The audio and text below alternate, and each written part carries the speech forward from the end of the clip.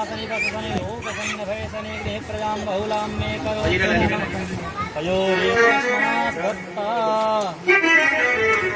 श्री भागवत भगवान की है आरती,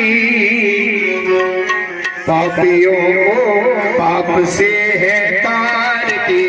भागवत भगवान की है आरती, पापियों को पाप से है तारती। जी पापियों को पाप से है तारती, पापियों को पाप से है तारती।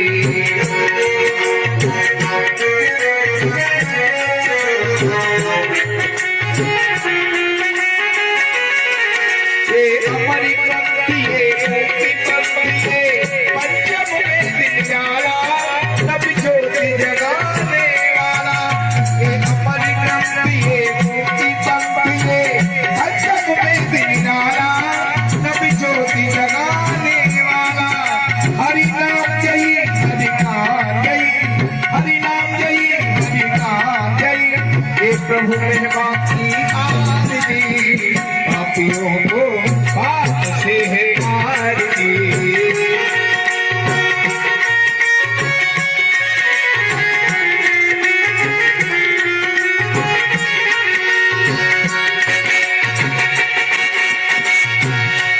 ये शांति गीत पावन पुनीत, पापों को मिटाने वाला, बिगड़ी को बनाने वाला।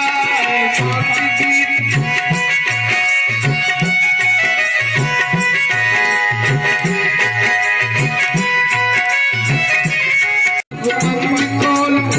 मार्ग बताने वाला, हरि दरस कराने वाला। राम जय घनश्याम जय, सिया राम जय घनश्याम जय। मधुसूदन की आरती, पापियों को पाप से है आरती। भागवत भगवान की है आरती, पापियों को पाप से है आरती। भागवत भगवान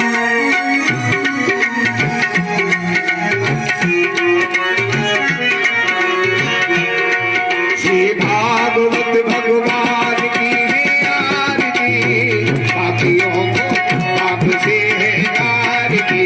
भागवत भगवान की है आरती, पापियों को पाप से है आरती। पापियों को पाप से है आरती। बोलो भागवत भगवान की जय, व्यास भगवान की जय, सुखदेव जी महाराज की जय, परीक्षित जी महाराज की जय। जय जय श्री राम। सर्वगुण शांति शांतिरेव शांति सामा शांतिरेव।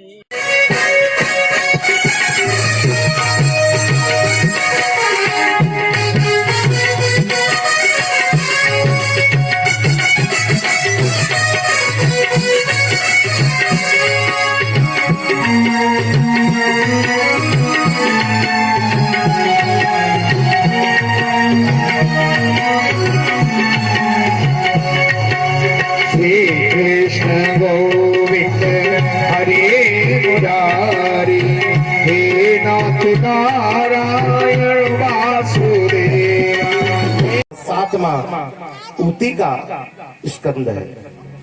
नौवां मनवंतर भक्तों का निरोध, 11वां मुक्ति का स्कंद है और 12वां तत्व का स्कंद है। श्रीमद् भागवत के अंदर 12 स्कंद हैं, 335 अध्याय हैं और 18,000 श्लोक हैं।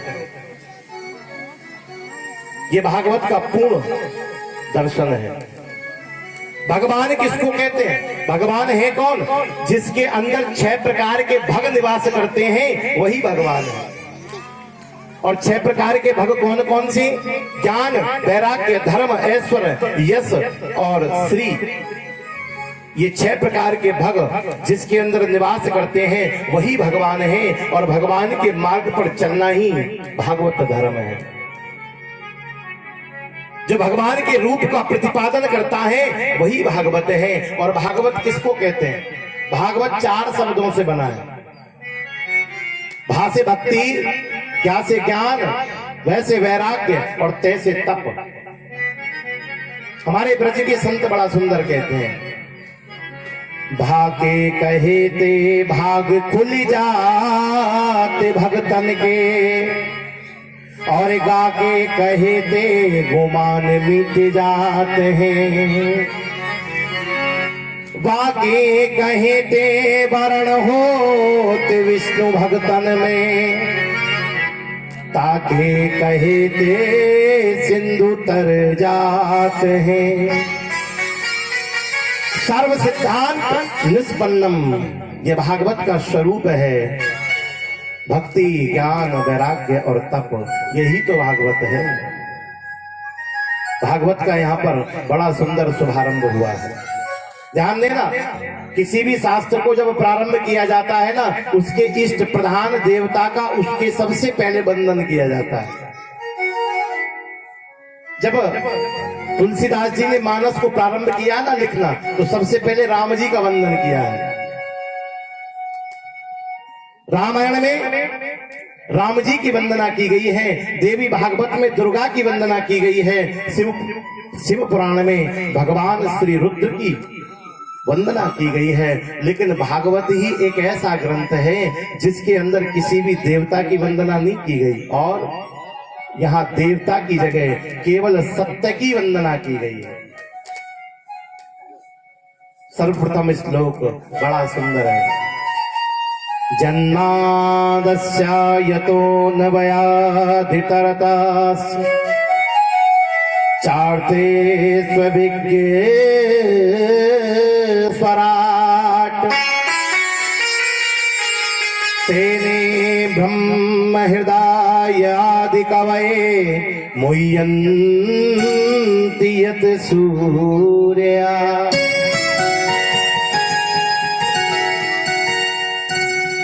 तेजो वारिमृदां यथा विनिमयो, यद्गतिर्सर्वो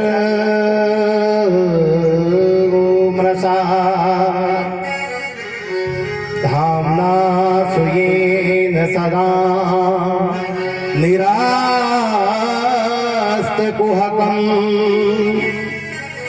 सत्यं परं धीमहि। भागवत के प्रथम स्कंद के प्रथम श्लोक में कहा, बोले धाम्ना स्वेन सदा निरस्त कुहकम, सत्यम परम धीमहि, जन्मादस्या यतोन्वया। बड़ा सुंदर श्लोक है। जिस परमात्मा की इच्छा शक्ति से ये पूरा विश्व प्रपंच पालित होता है, और उन्हीं की इच्छा से इसका पोषण होता है, और उन्हीं की इच्छा से समय पर लय हो जाता है। वह परब्रह्म कैसे है, वो हिरण्यगर्भ कैसे है, ध्यान देना। साक्षात ब्रह्मा को भी जिसने स्वयं वेदार्थ ज्ञान का प्रतिपादन करके बतलाया है, वो ब्रह्म कैसा है, वो ब्रह्म कैसा है, बोले स्वराट। स्वराट किसको कहते हैं? स्वराट जो स्वयं में प्रकाश स्वरूप हो, जिसके प्रकाश से पूरी सृष्टि प्रकाशित होती है, वही स्वराट है, वही स्वराट है। सारी दुनिया जिससे प्रकाशित हो रही है, ऐसे परब्रह्म को, ऐसे सत्य स्वरूप परमात्मा को हम शिवदम कहते हैं। बोले शिव दम का अर्थ है, बोले शिवम कल्याणम ददाति इति शिवदम। जो सबका कल्याण करती है वही भागवत है, वही शिवदम है। और बोले तापत्र्योन्मूलनम, बोले 3 प्रकार के जो ताप हैं, उन तापों को विनिष्ट करने की जिसके अंदर क्षमता है, वही श्रीमद् भागवत है। आप भागवत नहीं पढ़ पा रहे हैं तो नहीं चलेगा। भागवत को कहते हैं कल्प वृक्ष। और कल्प वृक्ष किसको कहते हैं? कल्प वृक्ष वह वृक्ष है जिस वृक्ष के नीचे बैठ करके जो कामना की जाए हृदय से, वही उसको प्राप्त हो जाए, वही कल्प वृक्ष है। और ये भागवत भी कल्प वृक्ष है। इस भागवत के चरणार बिंदुओं में बैठ करके, इसके सामने बैठ करके मन की अमृत प्रदान करने वाली कथा है। ये जीवन को अमर बनाती है। मैंने कल भी बताया ना, अगर जीवन में मुक्त होना चाहते हो तो भागवत का आश्रय ले लो, क्योंकि मुक्ति कभी भी मरने के बाद नहीं, मुक्ति तो हमेशा जीते जी व्यक्ति की होती है। अगर जीते जी मुक्त करना चाहते हो तो भागवत का आश्रय आप अपने मन में ले लो। ध्यान देना, मान लो कथा यहां पर हो रही है, अब कथा यहाँ पर हो रही है, और जब कथा हुई शीतला प्रसाद मिश्रा जी के यहाँ पर, आपको निमंत्रण कार्ड दिया। अब निमंत्रण कार्ड आया, आपने विचार किया, बोले कार्ड आया है, एक दिन तो जाना पड़ेगा है? अगर कार्ड दिया है तो एक दिन तो जाना पड़ेगा। विचार कर रहे हैं, तभी क्या हुआ कि हफ्ते में एक दिन पड़ गया संडे का, संडे का दिन पड़ा, रविवार का दिन बोले आज छुट्टी है, चलो वहां कथा हो रही है, हम वहां पर हो आते हैं। आकर के और सन्मुख बैठ कर के कथा को श्रवण करना चाहिए। व्यास मंच के पीछे या व्यास मंच से ऊंचे स्थान पर बैठ कर के कभी भी कथा को श्रवण नहीं करना चाहिए। भागवत की कथा में बीच में उठना नहीं चाहिए, व्यर्थ की बात नहीं बोलनी चाहिए। अगर कुछ बोलना है तो श्री हरि शरणम हरि शरणम हरि शरणम का हृदय में बस जाप होना चाहिए। और तीसरा नियम कि भागवत की कथा सोकर नहीं बल्कि एकाग्र होकर के श्रवण करनी चाहिए। भोलेनाथ कहते हैं पार्वती मैं तुमको कथा श्रवण कराऊंगा, लेकिन एक बात है। बोले क्या? बोले जब मैं कथा सुनाता हूं ना तो आंखों को बंद करके कथा सुनाता हूं, और जब मैं आंखों को बंद करके कथा सुना रहा होऊंगा और तुम सामने बैठी होगी तो मुझको कैसे पता चलेगा कि तुम कथा सुन रही हो या नहीं सुन रही हो? तो एक काम करना देवी। बोले क्या? बोले जब मैं कथा सुनाऊं तो तुम बीच बीच में ऊहू ऊहू कह करके उच्चारण करना, तो मैं समझ जाऊंगा कि तुम कथा को श्रवण कर रही हो। बोले ठीक है। आज भोलेनाथ मां पार्वती जी को लेकर के एक एकांत स्थान पर बैठे हैं, कथा को प्रारंभ किया है। और ध्यान देना, जहां पर भोलेनाथ बैठ करके पार्वती जी को कथा को श्रवण कराना प्रारंभ किए हैं। सजन तीरा देवी पूजे पति कमाली तुम्हारे, देवी पूजे पति कमले तुम्हारे। सूर्य नर मुनि जने होए सुखारे, होए सुपारी।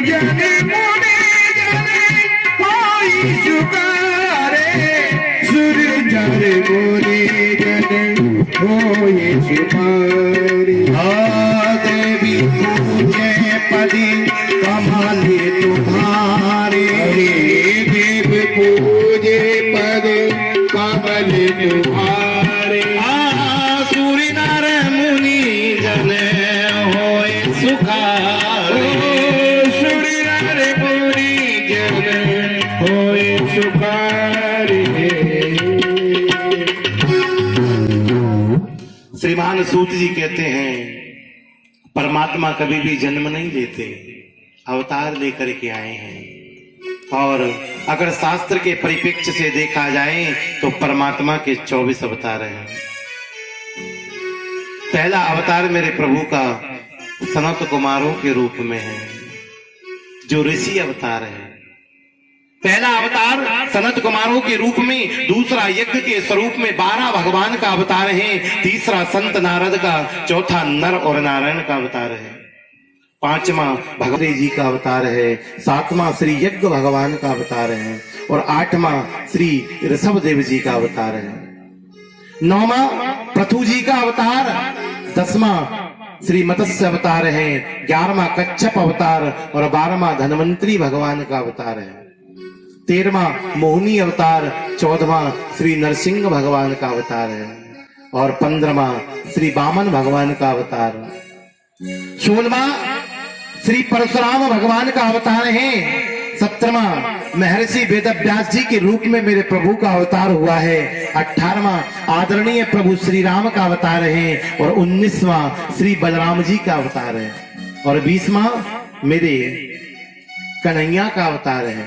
कृष्ण का अवतार, 21वां हरि अवतार, 22वां हंस अवतार, 23वां बुद्ध अवतार और 24वां कल्कि अवतार। ये 24 अवतार शास्त्र में बताए गए हैं।